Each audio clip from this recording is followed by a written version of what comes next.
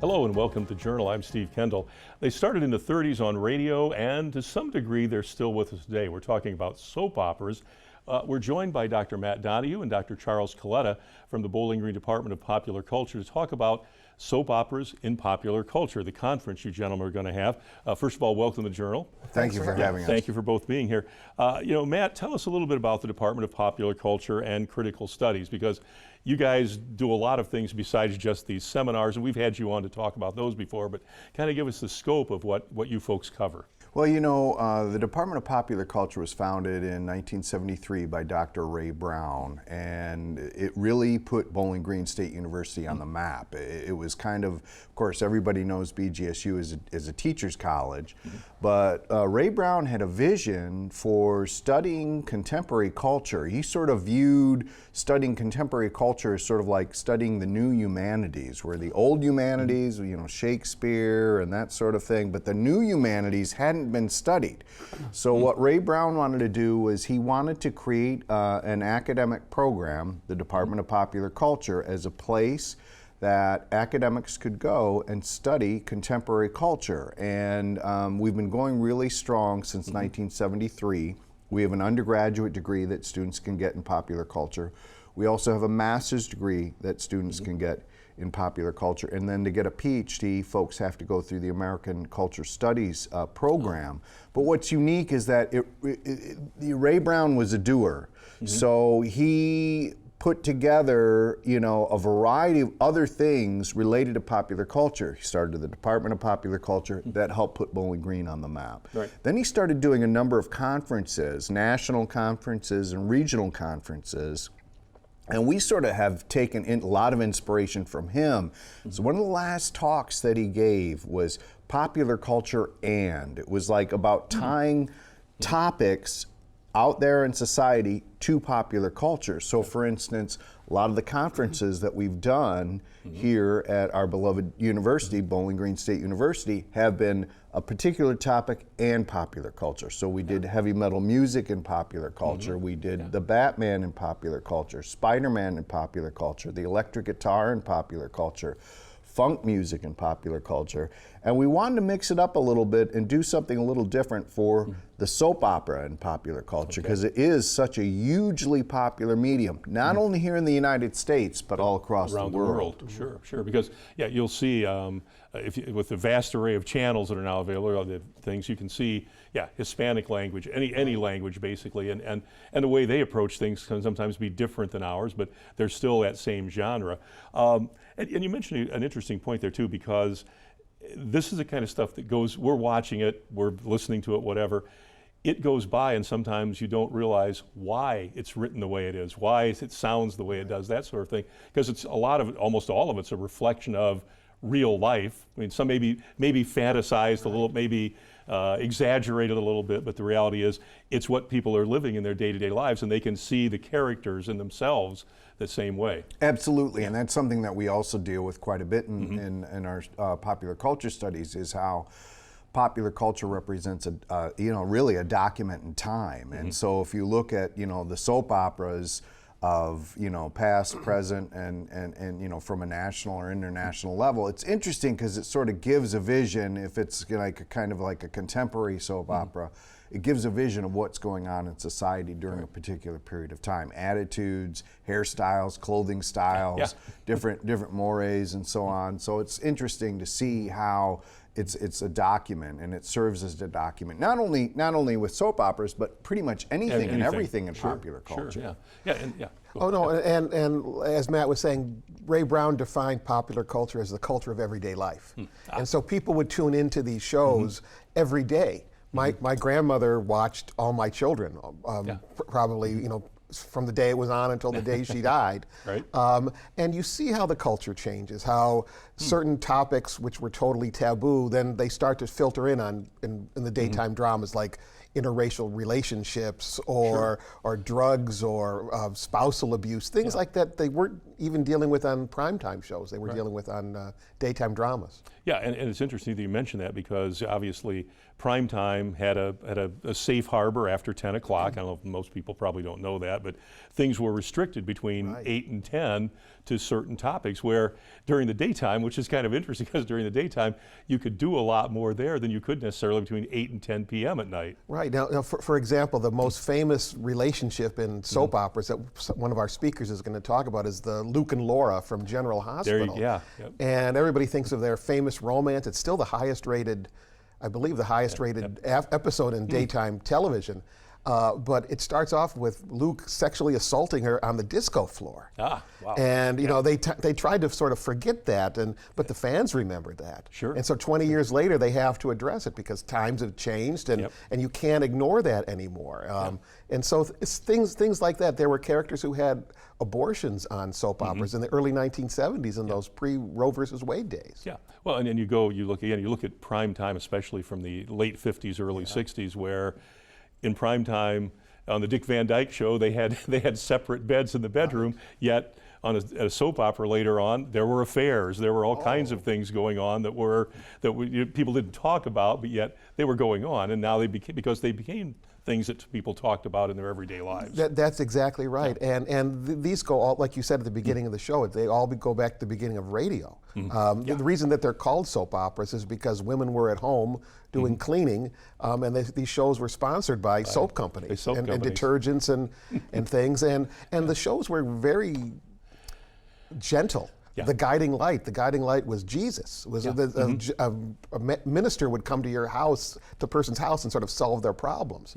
And they were done in 15 minutes. And now some of these storylines really extend for decades in some of the soaps. Yeah, and we've got just a moment here, but I know when we come back, then you get that transition from radio to television, and then there's just explosion of things. Of course, radio was the only medium then for a long time, and that's why they got their start there. But we come back to talk about sort of as we move through the years, how things changed, and as you guys said too, you can look at a show sometime from the 60s and 70s and go, so what year do you think that is? What is that hairstyle? Is that from 77 or is that from 68? That kind of thing. So we'll come back in just a moment with Dr. Matt Donahue and Dr. Charles Coletta from the Bowling Green Department of Popular Culture and Critical Studies here on The Journal. Our topic is soap operas.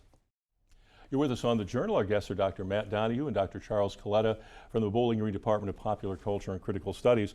They've got a conference coming up, a seminar, October 31st, November 1st, to talk about the soap opera in popular culture.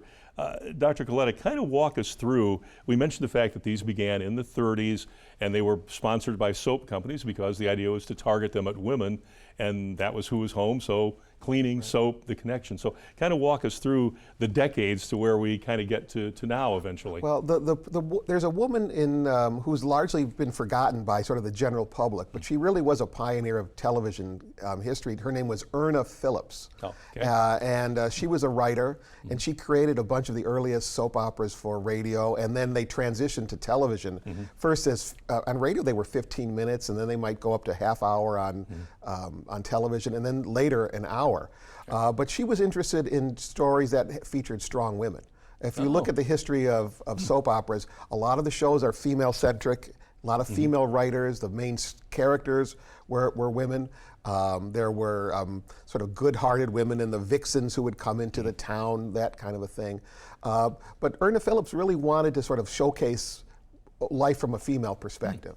And on some of these shows, you have characters like Susan Lucci, was on All My Children, and Erica Kane, and some of these other shows where the women were the driving force of the programs.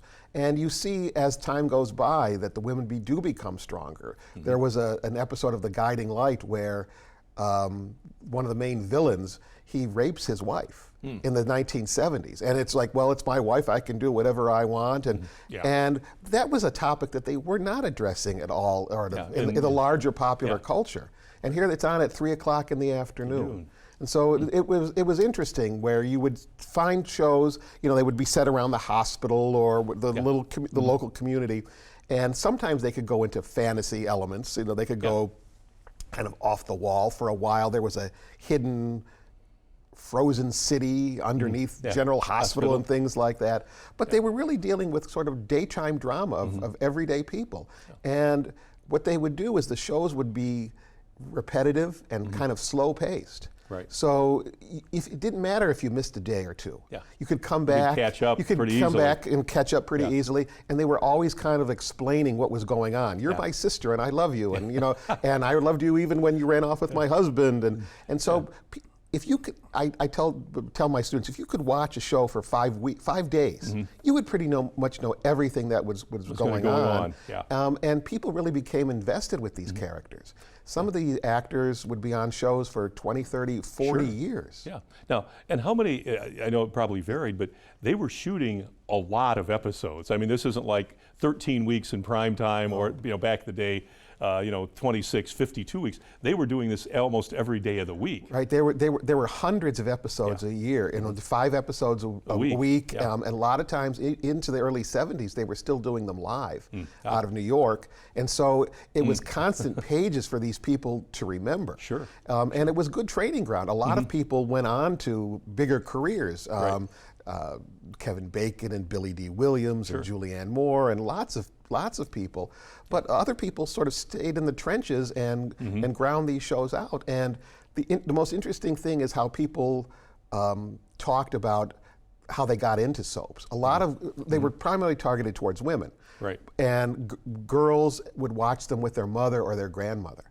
And they would kind of stick with those shows. So we watched ABC or we watched CBS, and people were very loyal to these things. And you could see characters be born, grow up, and live their lives throughout. Get married and have families, and then eventually become the older people in the show. That's it. You could have like a real history of these characters on these shows. Yeah, well, it's interesting too when you talk about that, because you would see a lot of times, if you look back over an actor's career, that they would be in soap operas, they would go to movies, they would go to TV, but then they would sometimes come back to being a character in a soap opera again.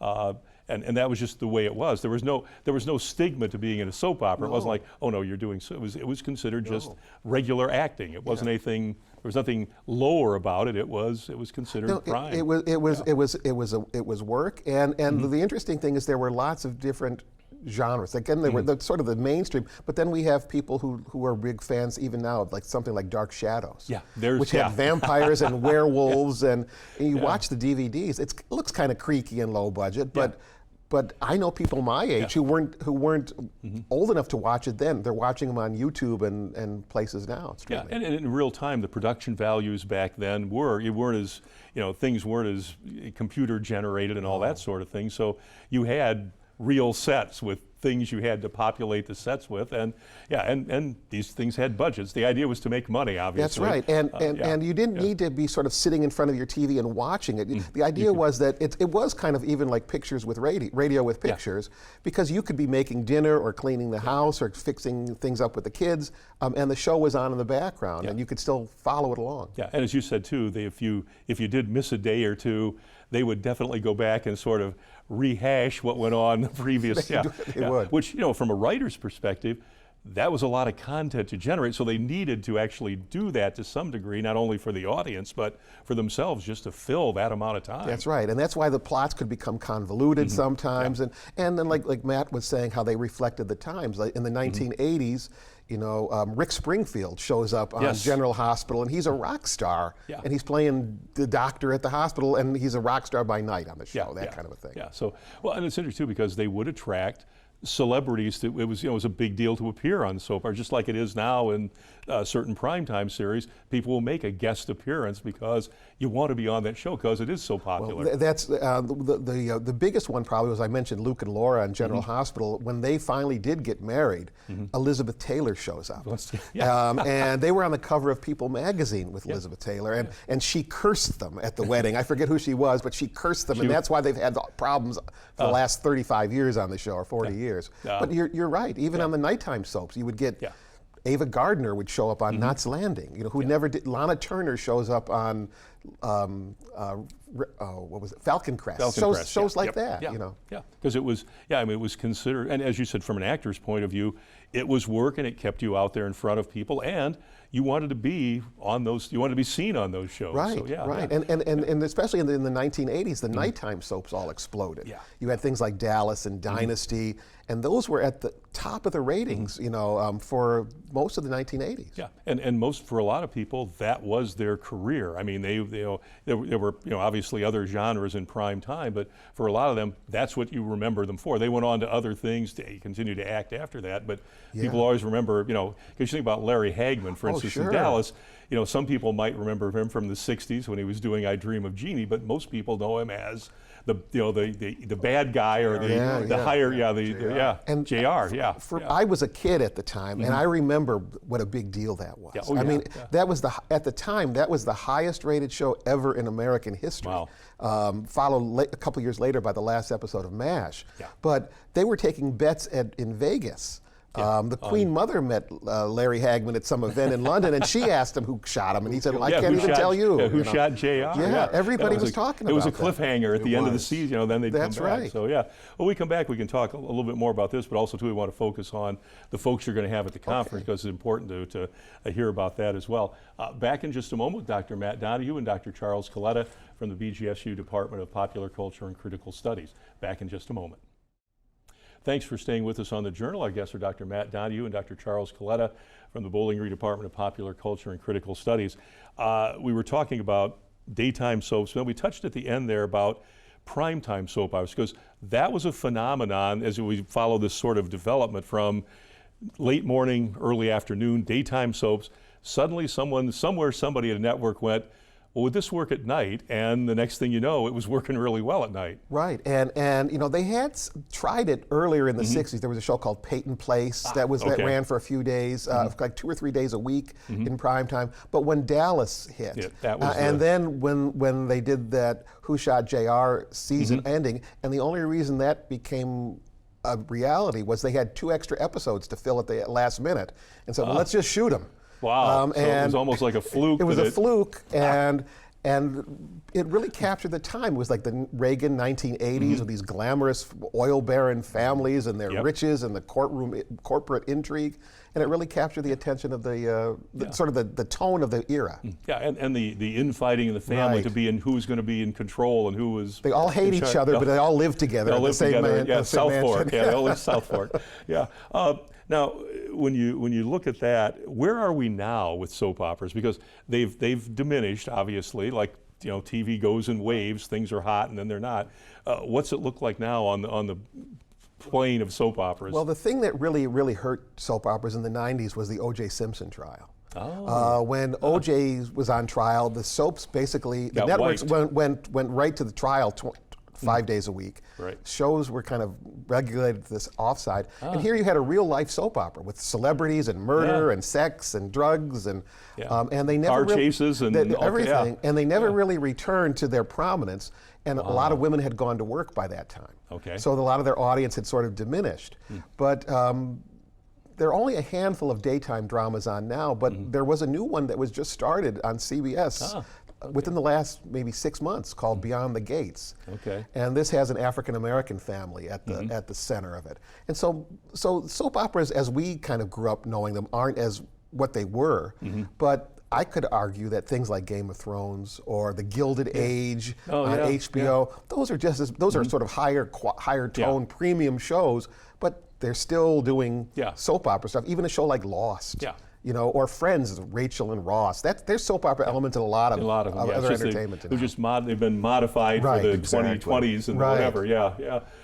Now, when you look at the conference, you guys, because obviously there's so much to unpack with this, because we could talk about all these different shows for a long time. So, Matt, talk about what the seminar, what the conference is going to be about, and some of the people that are going to be there, because they've had important roles in a lot of the things we've talked about. Well, we do want all the viewers to know that the Soap Opera and Popular Culture Conference is taking place October 31st and November 1st at Bowling Green State University's Student Union in room 201. The conference is free, and that's something that's kind of unique and a tradition that we've kind of tried to carry on at the Department of Popular Culture. A lot of times, you go to a conference, you have to pay outrageous fees. We always wanted to try and keep things very real for the public. So anybody can come. It's again, it's in Bowen Thompson Student Union, October 31st and November 1st. And it is free, so the public can come, and we have a number of academics coming in from all over the country who will be speaking on different topics related to soap operas and popular culture. And we also have a number of stars that Dr. Coletta has lined up. Yeah, and they're going to be. I wish we could afford to bring them in person, but they're going to be joining us by Zoom. And we have our keynote speaker is a man named Alan Locker, who's had a long career in public relations on television. He worked for Disney, promoting hundreds of their films, and he did a lot of the PR for a couple of the soap operas, I think Guiding Light and As the World Turns. And he has his own YouTube channel called The Locker Room, where he interviews the soap opera stars and the writers and what they're doing now and the impact of the show. But we're and he's great. He's a wonderful speaker. But we also have Ken Schreiner, who was on General Hospital. He was on General Hospital for 45 years. Wow. He just left the show about a year ago or so. But he was that third person in that Loke and Laura love triangle. We have a woman named Constance McCashin, who was on Knots Landing. She left acting maybe about 25 years ago and became a psychotherapist. And she's going to be talking about sort of from that perspective, you know, what did she learn as an actress and going back the other way.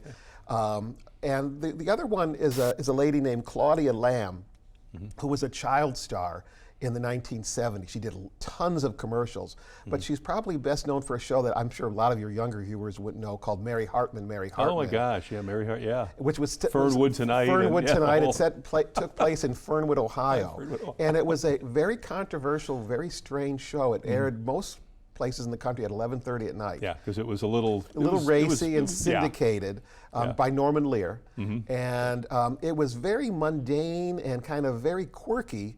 And then bizarre things would happen. One of the famous episodes is the high school football coach drowns in a bowl of soup.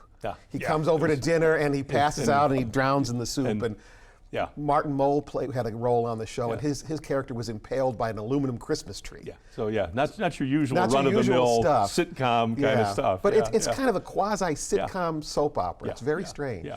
And I guess when you look at those sort of things, and we see to some degree real life in them, and that's obviously the hook. And not that those kind of things happen all the time, but you know, people have odd things that go on in their lives. But then you look at, and I think the one thing you talked about earlier is the fact that these moved women to a prominence, because TV has always been, and film, whatever, always was sort of male driven to some degree, but that started to change, and it's changed obviously with the soap operas, especially because people may not remember the male lead in a soap opera, but a lot of people can say, oh yeah, that was the woman they remember, because she was the star of the show. That's right. And you had, you know, like on primetime shows, you had Falcon Crest with Jane Wyman, who had been married to President Reagan. Yes. And you know, very few shows in the 80s had a woman in her 70s as sort of the heart of the show and sort of really the driving force. And she wasn't the grandmother who was kind of weepy off to the side. She was strong. She was a strong person. So and it reflected, you know, the things that were going on in real life then too, as women became more empowered in the 60s and the 70s and that sort of thing, and people could see themselves in that role, because there were people like that in real life. It's just that a lot of times television media didn't put them in a prominent position in a show. Right. So the soaps would put them in a sort of a glamorous world. But the problems were relatable. They couldn't deal with their children, or they were you having could scale them down to your they were still people could identify with them. And you could look and say, well, you know, even the rich have problems. That's they're just like us. Even they have problems. Their kids go off the rails occasionally. That's right. So well, this is really great. And once again, it's October 31st, November 1st, Bowen Thompson Student Union. You can go online and find it real easily, I'm sure. Yes, I mean, just do a quick search, soap operas and popular culture. Again, it's October 31st, November 1st. The conference is free. It's located in the Bowen Thompson Student Union, room 201. Anybody and everybody can come and catch a session and learn something about the soap opera and popular And culture. it'll kind of bring back some flashes from the past for them too about, oh yeah, I remember watching, that That's kind of right. thing. So great. Well, thank you guys so much for coming on. Appreciate it very much. Thank you very much. Thank you for having us. Yep, you're welcome anytime. Okay. Thank you. You can check us out at WBGU.org. You can watch us every Thursday night at 8 p.m.